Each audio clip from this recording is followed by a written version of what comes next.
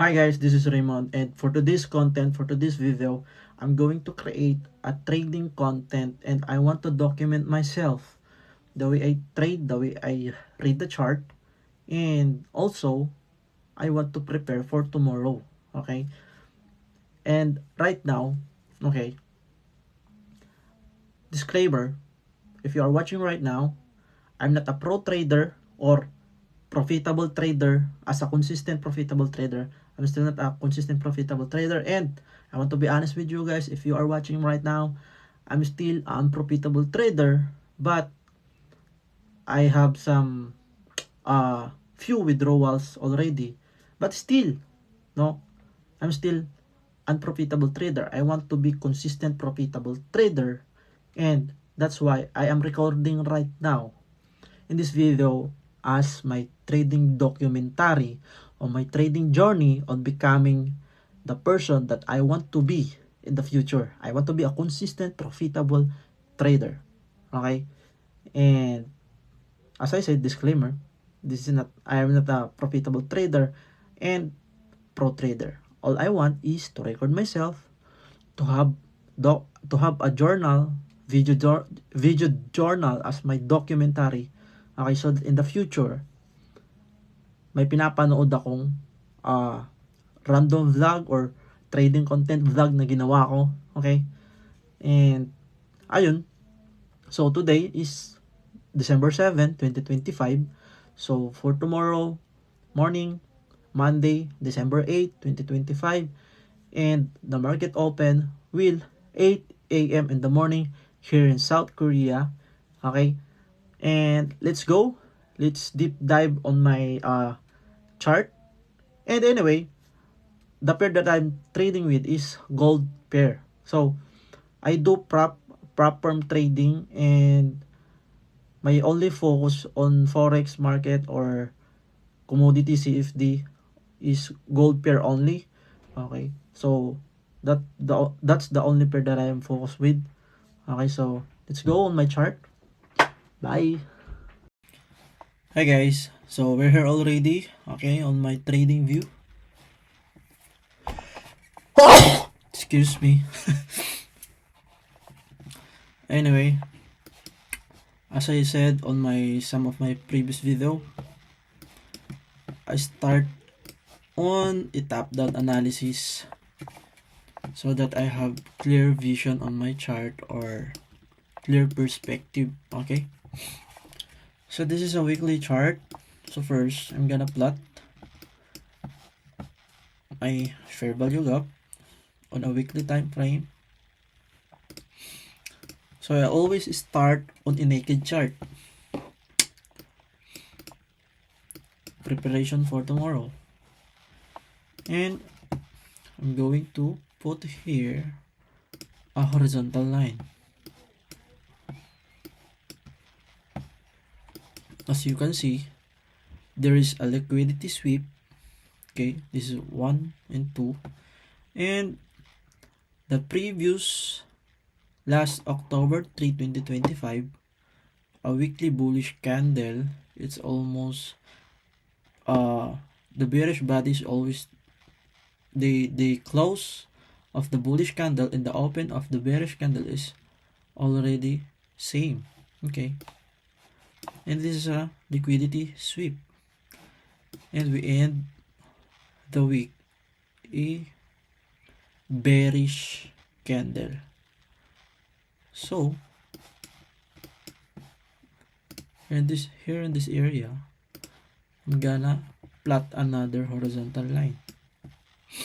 Okay,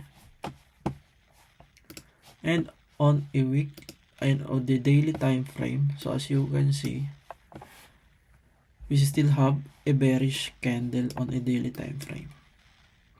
Anyway, I find another interesting tool that I can use, a trend line. Okay, anyway, I also already use a trend line naman since then, like this one. I use this trend line.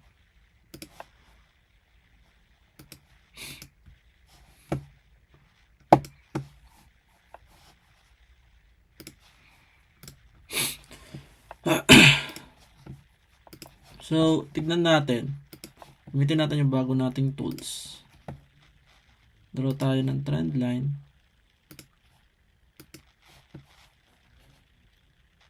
Anong pangalan nito? Parallel channel. Okay, parallel channel yung pangalan niya. So, as you can see, pataas siya, bullish. Ano? So, top down pa rin tayo.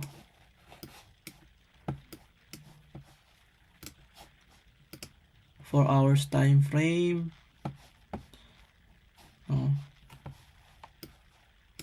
So, alisin muna natin to para malinis yung chart natin.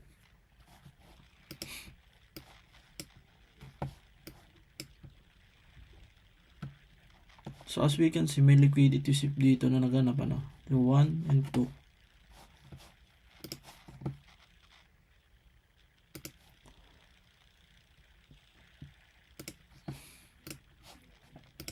So, 1 and 2 liquidity sweep. And hindi niya na-break tong high na to. Okay. And we still have a 4 hours fair value gap here.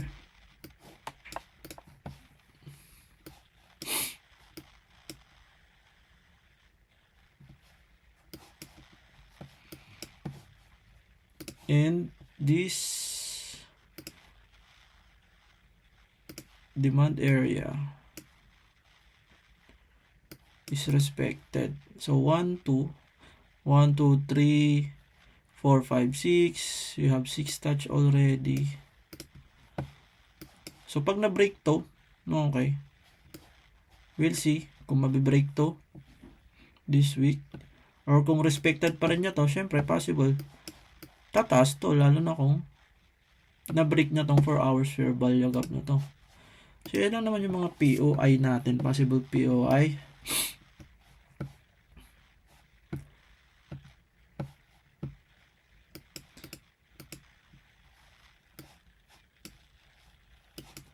And nag-create siya dito ng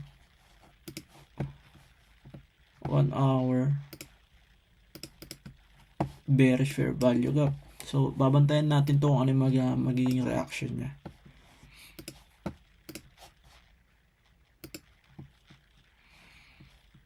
Basta, ang strong support natin is in this area. Ito ang strong support natin. Itong area na to. Baba tayo ng 15 minutes. Anyway, dalawang market nga pala yung tinitignan ko.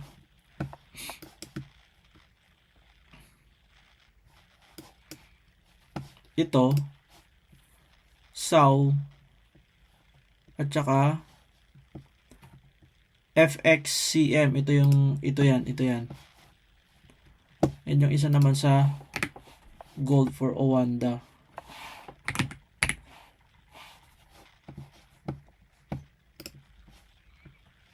Ayan. So anyway, pinakita ko lang. Trip ko kasi dito mag charting minsan sa FXCM. Medyo clear kasi yung price action niya. For me lang based on my experience. So ayan. So sa 15 minutes, meron tayong another possible support dito. Basta tayo, bantay-bantay lang tayo ng mga reaction sa mga ano natin. Point of interest na support, demand area, mga ganyan, resistance. Tingnan natin yung mga reaction niya dito. Tapos kuha lang tayo ng mga scalp position or day trade position, intraday. 1:2 lang naman tayo, 1:3. Okay. So dito valid naman na to. Ang babantayan natin this coming morning is this fair value gap. So since 1 hour fair value gap, right? So baba tayo sa 5 minutes fair value gap. So titignan natin yung mga possible reaction niya dito pag nag-bounce yung price dito. Open natin yung indicator natin. So, below siya ng ano natin, trend following indicator na ginagamit. No? So, anyway, ano pala to? Yung isa pala, 9 AMA. Akala ko last time 20. Nakalimutan ko. So, yung red is 9 AMA. Yung green is 50 AMA. Yung blue is 200 AMA. And yung black is VWAP. So, one time indicator lang yan. So, titignan natin, for example, bukas, Monday morning, tignan natin. Titignan ko lang yung reaction ng price. Pag nag-top siya dito, no. Anyway, punta tayo sa 1 minute chart. Tignan natin sa left side.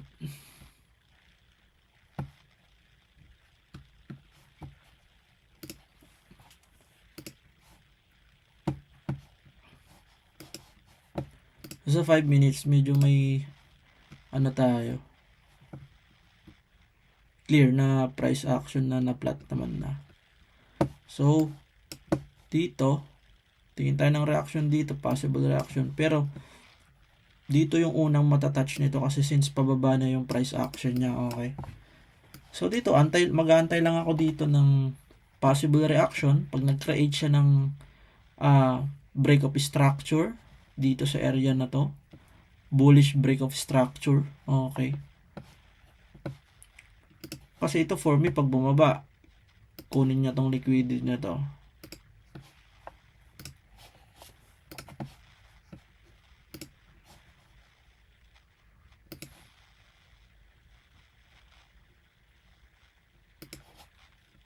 So ito for me, liquidity siya. So depende na lang kung lilinisin niya to, itong baba na to, itong isa na to. Depende na lang yan. Basta ako, ito yung for me perspective ko lang, no.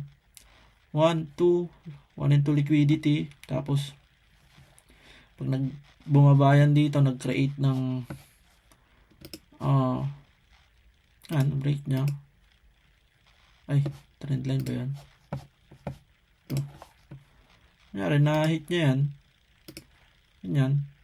Laro siyang ganyan, nagkaroon ng ganyan. Karoon siya ng break of structure dyan. Tapos nag-create ng fair value gap. Basta dito sa mga area na to, basta pag nag-create na siya ng mga fair value gap dyan, dyan sa mga area na yan, i-entryhan ko na yan bukas.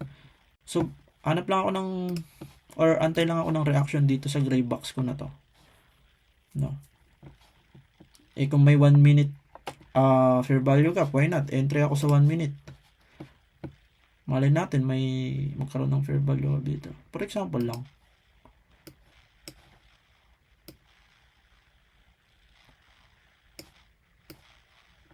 O kaya ng 1:3. Mga 1:2 bago umabot dito sa 5 minute fair value gap. Kuha lang ako dyan ng position trade. Antay lang ako. No? Pero pag na-break tong fair value gap na to, tapos nag-touch dito sa 4 hours fair value gap na to, tingnan natin yung magiging reaction ng market. Babantayan ko siya. Kasi dito sa bandang taas, may another 5 minutes fair value gap dito No, ayan Titignan ko lang, babantayan ko lang mga possible reaction niya dyan. Pag nirespect niya itong mga fair value gap na to, tapos nagkaroon ng bearish market structure, bumaba, nag-create ng bearish fair value gap, kuha ulit ako ng another scalp position for 1:2 to 1:3. No? And kung na-break naman niya tong fair value gap na to, gumawa siya ng other pullback and bullish fair value gap, syempre entry tayo ng buy, diba? Anyway, yun lang naman yung mga simpleng market insight ko right now. At least I record myself for documentation na rin. Antay lang ako ng reaction ng price action dito tsaka ako magre-react. Okay. Kasi yung RSI indicator natin, oversold na siya eh. Yan o, oversold 1, 2, nag-signal ng buy. So, oversold siya. Nag-signal ng bearish dito sa area na to. Nag-signal ng bearish. Respected niya eh, no? Ayun, no? Saktong-sakto, oh.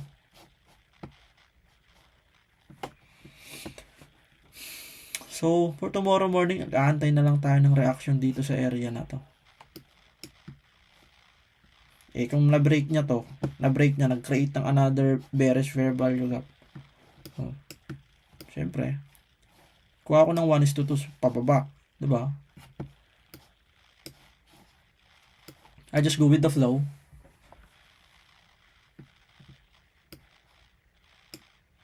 Sinasabayan ko lang naman yung galaw nung price action yung market structure. Market structure, liquidity sweep, no? Buy side liquidity, sell side liquidity, basta yun lang naman ginagawa ko. As long as na yung taya ko per trade is manageable siya. Kung matalo man ako ng sunod-sunod na 10 beses, buhay pa rin yung account ko, walang problema. I still recover that losses naman. Kasi kung 1:2, 1:3 naman yung trade mo, no? Still have I still have amount to trade naman. Anyway, ito lang naman, ganun lang naman ako magbosa, hindi ko na ginagawang komplikado, no? Antay na lang ng reaction dito para bukas. Kung magkaroon ng bullish fair value gap, scalp 1:2, 1:3. Pag na-break to, nag-create ng momentum pababa, nagkaroon ng bearish fair value gap, entry ako ng 1:2 and 1:3. Yan lang. So, anyway, bago matapos ng video na to, thank you for watching, ha? I hope na entertain ka sa video na to, no? And no worries, guys. By this coming weekend, update ko rin kayo kasi nga hindi ako makakapag-vlog ng ganitong ganitong scenario kasi nga syempre weekdays na naman, trabaho na naman as an OFW and factory worker here in South Korea. Busy ako. And i-update ko kayo by Saturday or Friday night. Okay. So right now, I have a 100k funded account and I am up 13%. And kung sakali man na ano yung magiging result ng account ko by next weekend, for example, update ko kayo kung down ba ako ng ilang percent or gain. Okay. So ayun. Dito ko natatapusin yung video. Now, thank you for watching and see you on my next vlog. God bless.